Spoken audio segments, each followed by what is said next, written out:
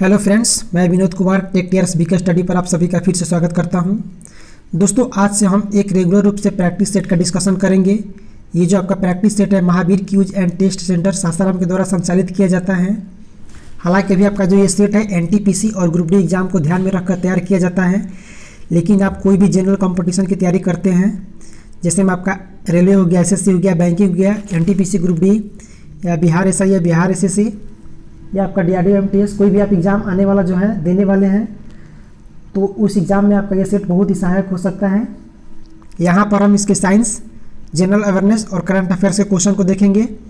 इसमें आपको लगभग 50 general awareness, current affair, science के क्वेश्चन रहेंगे और 50 मैथ रीजनिंग क्वेश्चन रहते हैं।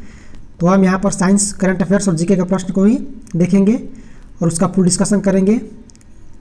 यदि आपका तैयारी अच्छा बेस पर भी है तो ये जो सेट है आपकी तैयारी में 4 चांद लगाएगा। कृपया आप सेट को स्किप ना करें, एक बार इस सेट को जरूर देखें इसमें क्या है। चलिए यहाँ पर हम पहला सेट स्टार्ट करते हैं। यहाँ पर आपका जो पहला क्वेश्चन है ये मैथ का क्वेश्चन है। हम यहाँ पर साइंस, जीके और करंट अफेयर्स क्वेश्चन को ही देखेंगे। यहाँ पर आपका प्रश्न संख्या 3 देखें, 1-2 मैथ था आपका, तीसरा प्रश्न आपका साइंस का है। यह प्रश्न आपका है कि Na यानी सोडियम आयन के संयोजी सेल में कितने इलेक्ट्रॉन रहते हैं। यहाँ पर आपका उत्तर होगा ऑप्शन नंबर ए, 1 इलेक्ट्रॉन। चलिए अगला प्रश्न देखते हैं। अगला प्रश्न आपका है कि कार्य शून्य होने की स्थिति में विस्थापन और लगाए जाने वाले बल के बीच का कोण कितना होता है। यहाँ पर आपका उत्तर होगा ऑप्शन नंबर सी, 90 डिग्री। जैसे कि आपको जानते हैं कि कार्य बराबर होता है आपका कार्य बराबर बल गुणे आपका विस्थापन होता है। तो ये जो आपका बल गुणे विस्थापन जो कार्य होता है, ये कहीं ना कहीं आपको पता हो कि अदिश राशि है। तो जो भी अदिश राशियाँ होती है जो आपका क्या कॉस थीटा में टूटती है, यहाँ पर आपका जो होता है कार्य बराबर एफ एस कॉस थीटा, और यहाँ पर ये जो आपका एफ है बल है और एस आपका विस्थापन है और कॉस थीटा यहाँ पर कोण बनता है। तो जब भी कोई व्यक्ति है वो, जिससे मान लीजिए विस्थापन और आपका ये जो बल है उसके बीच 90 डिग्री कोण बन रहा है, तो उस परिस्थिति में आपका ये जो कॉस 90 डिग्री हो जाएगा, ये क्या पूरा कार्य को आपका शून्य कर देगा। तो यहाँ से एक और प्रश्न बन के आता है कि एक कुल्ली अपने सर पर बोझ लेकर जा रहा है तो क्या कार्य कर रहा है। तो इसी थ्योरम से वो शून्य कार्य करता है। और एक क्वेश्चन आपका बनता है कि पृथ्वी एक चक्कर लगा करके पुनः अपने बिंदु पर आ जाती है तो कितना कार्य किया, तो भी शून्य किया, क्योंकि वहाँ पर आपका ये जो आपका है ये बल तो लगा वहाँ पर, लेकिन आपका जो एस जो है जहाँ से चला वहीं पर आ गया, तो आपका विस्थापन जो क्या हो गया, शून्य हो गया। तो यानी आपका जो एफ और एस दोनों में से कोई भी शून्य होगा, या ये आपका जो कॉस थीटा का मान शून्य होगा, तो पूरा कार्य क्या कर देगा, शून्य कर देगा। तो इस प्रश्न को ध्यान रखें, यहाँ से 3-4 तरह से प्रश्न पूछे जाते हैं। चलिए अगला प्रश्न देखते हैं। अगला प्रश्न आपका है 70 केजी के भार उठाने के लिए 9800 जूल की ऊर्जा का प्रयोग किया गया। भार को कितनी यानी खाली स्थान की ऊंचाई तक उठाया जा सकता है, यानी प्रश्न पूछ रहा है कि उस भार को कितनी ऊंचाई तक उठाया जा सकता है, यानी यहाँ पर आपका ऊंचाई पूछ रहा है। तो प्रश्न आपको ये आपका स्थितिज ऊर्जा से है। जैसे जानते स्थितिज ऊर्जा का आपका जो फॉर्मूला क्या होता है, वो आपका होता है mgh। m जो है आपका द्रव्यमान है और g आपका गुरुत्वीय त्वरण है और h है आपका ऊंचाई है। तो यहाँ पर आपका ये दिया है, e दिया है, और उसके बाद आपका ये m भी दिया है। उसके बाद g आपका जो हो गया गुरुत्वीय त्वरण 9.8 मीटर पर सेकेंड होता है और स्क्वायर, और इसी यहाँ पर आप पूरा 10 ले सकते हैं। प्रश्न में आपको दिया रहता है कि यहाँ पर g का मान 10 ले सकते हैं और यहाँ पर आपको ये ऊंचाई निकाल देना है। तो यहाँ पर आपका उत्तर होगा ऑप्शन नंबर डी, 14 मीटर। चलिए अगला प्रश्न देखते हैं। अगला प्रश्न आपका दिया गया है प्रश्न का 6 कि 1 किलोवाट घंटा बराबर होता है। तो यहाँ ऑप्शन नंबर बी। यहाँ पर आपको ऐसे भी ऑप्शन मिल सकता है 3600 गुणे 10 के पावर 3 जूल, ऐसा भी मिलता है। तो वही आपका है ऑप्शन नंबर बी। चलिए अगला प्रश्न देखते हैं। अगला प्रश्न आपका पॉलिटी से है कि प्राक्कलन समिति में सदस्यों की संख्या कितनी होती है। यहाँ पर उत्तर होगा ऑप्शन नंबर सी, प्राक्कलन समिति में सदस्यों की संख्या 30 होती है। अगला प्रश्न आपका है कि 73वें संविधान के बाद पंचायती राज अधिनियम का गठन करने वाला राज्य कौन सा है। तो ऑप्शन नंबर बी, कर्नाटक है। 73वें संविधान के बाद पंचायती राज अधिनियम का गठन करने वाला पहला राज्य कर्नाटक था। जबकि यहीं पर आपका एक प्रश्न अगर इस प्रकार बनता है कि पंचायती राज को सबसे पहले लागू करने वाला कौन सा राज्य था, तो आपका राजस्थान था। राजस्थान का नागौर जिला, जहाँ पर 1959 में पहली बार पंचायती राज लागू किया गया था। चलिए अगला प्रश्न देखते हैं। आपका अगला प्रश्न है कि नगर निगम की स्थापना कब की गई थी। यहाँ पर आपका ऑप्शन नंबर बी 1687 में। और कहाँ पर की गई थी, ध्यान रखें सबसे पहले ये आपका चेन्नई में की गई थी।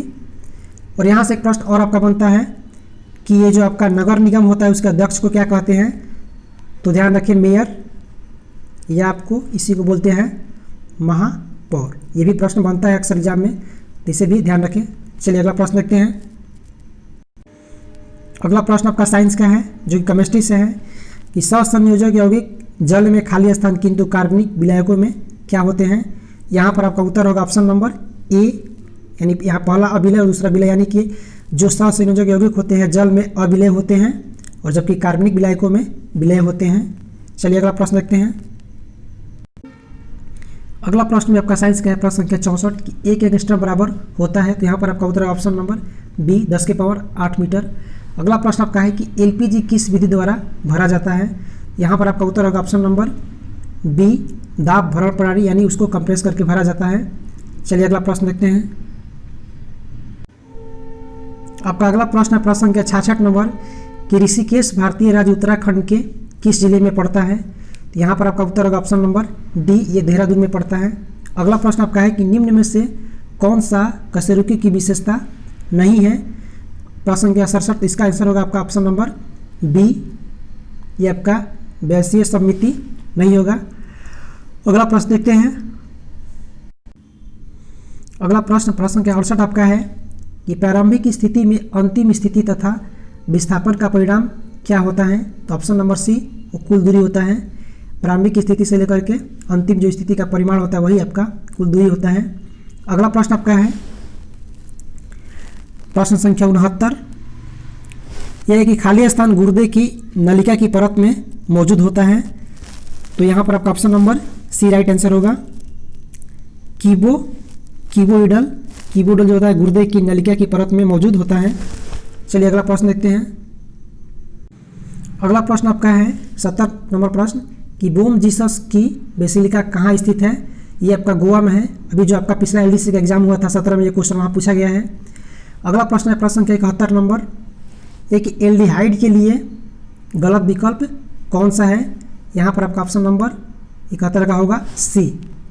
ये जो है बाकी सब ये एल्डिहाइड आपका ये बी, और आपका ऑप्शन नंबर जो है डी,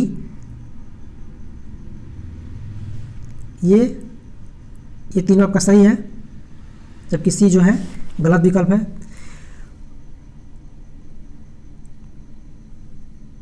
अगला प्रश्न आपका है प्रश्न संख्या 72 नंबर कि किदाम्बी श्रीकांत एक प्रसिद्ध व्यक्ति किस खेल से संबंधित है। ये बैडमिंटन से संबंधित है, ध्यान रखें। अगला प्रश्न है प्रश्न संख्या 73, किसका तो क्वथनांक उच्च है, इनमें से किसका क्वथनांक सबसे उच्च है। तो यहाँ पर आपका आंसर होगा ऑप्शन नंबर ए, आयोडीन का जो है ब्रोमीन, फ्लोरीन और क्लोरीन के अपेक्षा क्वथनांक जो होता है उच्च होता है। चलिए अगला प्रश्न देखते हैं। अगला प्रश्न आपका है कि भारत का पड़ोसी देश इनमें से कौन नहीं है। ऑप्शन है आपका रूस, यूएसए, इंडोनेशिया और डी ऑप्शन है कि ऑल। तो इसमें कोई भी देश आपका भारत का पड़ोसी देश नहीं है, तो यहाँ उत्तर होगा ऑप्शन नंबर डी यानी ऑल। अगला प्रश्न आपका है प्रश्न संख्या 75 नंबर कि परमाणु 89 वाला तत्व किस वर्ग में है। यहाँ आपका उत्तर होगा ऑप्शन नंबर बी, तीसरे वर्ग में है। जैसा कि आपका पिछला बार एग्जाम हुआ था ग्रुप डी का या एनटीपीसी बोल रहे हैं, एलपी टेक्नीशियन का, तो वहाँ से आपका जो भी क्वेश्चन था केमिस्ट्री से ज़्यादातर आपके जो ये सारणी है वहाँ से बहुत सारे क्वेश्चन पूछे गए थे। तो इसको पूरा अच्छा से एक बार जरूर देख लें एग्जाम से पहले। अगला प्रश्न है प्रश्न संख्या 76। ये प्रश्न आपका है कि टीन यानी एसन, जिसका फॉर्मूला होता है एसन, टीन का परमाणु संख्या क्या है। तो ऑप्शन नंबर बी 50 होता है। अगला प्रश्न आपका है कि यौगिक की सबसे छोटी समूह इकाई क्या कहलाती है। प्रश्न संख्या 77, यहाँ उत्तर होगा आपका ऑप्शन नंबर बी। जब कोई पूछता है आपसे ये यौगिक की सबसे छोटी समूह इकाई आपका अणु, और जब पूछे कि तत्व की सबसे छोटी इकाई क्या होती है तो आपका होगा परमाणु। चलिए अगला प्रश्न देखते हैं। अगला प्रश्न आपका है कि हवा में ध्वनि की गति सबसे अधिक होती है, सुपरसोनिक, इंफ्रासोनिक, अल्ट्रासोनिक। तो सुपरसोनिक जो होती है आपकी सबसे अधिक गति होती है। आपका अगला प्रश्न है प्रश्न संख्या 79 कि लस्साड्वीप सागर को और किस नाम से जाना जाता है। तो option number B Lakshadweep, Lakshadweep को भी लक्षद्वीप सागर के नाम से जाना जाता है। अगला प्रश्न आपका है प्रश्न संख्या 80 कि भारत में आर्थिक उदारीकरण किस साल शुरू किया गया था। यहाँ पर ऑप्शन नंबर डी 1991 में, ध्यान रखिए, बहुत ही अच्छा प्रश्न है। अगला प्रश्न आपका है प्रश्न संख्या 81 कि गाँवों में ठोस कचरे की प्रबंधन हेतु जल शक्ति मंत्रालय ने किस ऐप को लॉन्च किया है। तो यहाँ पर आपका उत्तर होगा ऑप्शन नंबर ए स्वच्छ ग्राम दर्पण। दोस्तों करंट अफेयर्स में ऐप से इस बार क्वेश्चन बहुत ज़्यादा बन रहे हैं, तो ऐसे प्रश्नों को जरूर ध्यान रखें। अगला प्रश्न आपका प्रश्न संख्या 82 कि 16 सूत्रीय एक्शन प्लान किस सेक्टर के लिए घोषणा की गई थी। यहाँ पर आपका उत्तर होगा ऑप्शन नंबर ए कृषि क्षेत्र के लिए 16 सूत्रीय, ध्यान रखिए कृषि से। अगला प्रश्न आपका है प्रश्न संख्या 83 कि राष्ट्रीय सांख्यिकी दिवस कब मनाया जाता है। ये आपका संख्यांकी है, राष्ट्रीय सांख्यिकी दिवस स्टैटिक्स कब मनाया जाता है। तो ये आपका ऑप्शन नंबर बी 29 जून को मनाया जाता है। चलिए अगला प्रश्न देखते हैं। और यहाँ पर प्रश्न आपसे ये बन सकता है कि ये किससे संबंधित है, ध्यान रखिए पीसी महान ओबीसी के संबंधित है, इसलिए मनाया जाता है 29 जून को राष्ट्रीय सांख्यिकी दिवस। आपका अगला प्रश्न है प्रश्न संख्या 84 पद्म विभूषण पुरस्कार 2020 में कितने व्यक्तियों को प्रदान किया गया है। तो यहाँ पर आपका राइट आंसर होगा ऑप्शन नंबर ए 7 व्यक्तियों को दिया गया है। अगला प्रश्न आपका है प्रश्न संख्या 85 कि 54वां ज्ञानपीठ पुरस्कार किसको मिला है। तो यहाँ पर आपका राइट आंसर होगा option number B Amitabh Ghosh को। चलिए अगला प्रश्न देखते हैं। अगला प्रश्न है प्रश्न संख्या 86 ये प्रश्न सरस्वती सम्मान की राशि कितनी होती है। तो यहाँ भी आपका राइट आंसर है ऑप्शन नंबर बी 15 लाख। अगला प्रश्न प्रश्न संख्या 87 कि 73वां बाफ्टा पुरस्कार 2020 किस फिल्म को मिला है। तो यहाँ पर आपका आंसर होगा right answer option number B 1971 movie को, 1977 मूवी को, ये रूस की क्रांति से संबंधित फिल्म है। चलिए अगला प्रश्न देखते हैं। अगला प्रश्न है प्रश्न संख्या 88 33वां ग्रीष्मकालीन ओलंपिक 2024 में कहाँ पर होगा। इसका राइट आंसर आपका होगा ऑप्शन नंबर सी फ्रांस में। अगला प्रश्न आपका है प्रश्न संख्या 89 कि WTO ने अफ्रीका के किस अंतिम देश को पोलियो से मुक्त होने के बाद पूरे अफ्रीका को पोलियो मुक्त घोषित कर दिया। तो यहाँ पर आपका राइट आंसर होगा ऑप्शन नंबर बी नाइजीरिया को। नाइजीरिया अंतिम अफ्रीकी देश था जिसे पोलियो मुक्त घोषित किया गया, इसके बाद पूरे अफ्रीकी महाद्वीप को पोलियो मुक्त घोषित कर दिया गया है। चलिए अगला प्रश्न देखते हैं। अगला प्रश्न आपका है कि IPL 2020 में प्रथम शतक लगाने वाला खिलाड़ी कौन थे, मतलब कौन अभी हाल ही में बने हैं। तो अब यहाँ पर आपका उत्तर होगा option number D KL Rahul. और यहाँ पर पिछले ईयर से SSC एग्जाम में आपका क्वेश्चन पूछा गया था कि IPL की शुरुआत कब हुई, तो ध्यान रखिए IPL की शुरुआत आपका 2008 में हुई थी। चलिए अगला प्रश्न देखते हैं। अगला प्रश्न आपका है कि आउटपुट कार्य इनपुट से होता है तो सदैव कुछ ना कुछ कम होता है, ऑप्शन नंबर ए। अगला प्रश्न आपका प्रश्न संख्या 92 कि यूनेस्को का मुख्यालय कहाँ पर है। तो इसका आपका राइट आंसर होगा यूनेस्को का मुख्यालय जो आपका है पेरिस में है, और इसी से जुड़ा एक संस्था आपका है जो यूनिसेफ, ध्यान रखें, जो बच्चों के लिए कार्य करता है, यूनिसेफ। इसका जो मुख्यालय है न्यूयॉर्क में है, जबकि आपका जो यूनेस्को है इसका मुख्यालय आपका पेरिस में है। चलिए अगला प्रश्न देखते हैं। अगला प्रश्न आपका प्रश्न संख्या 93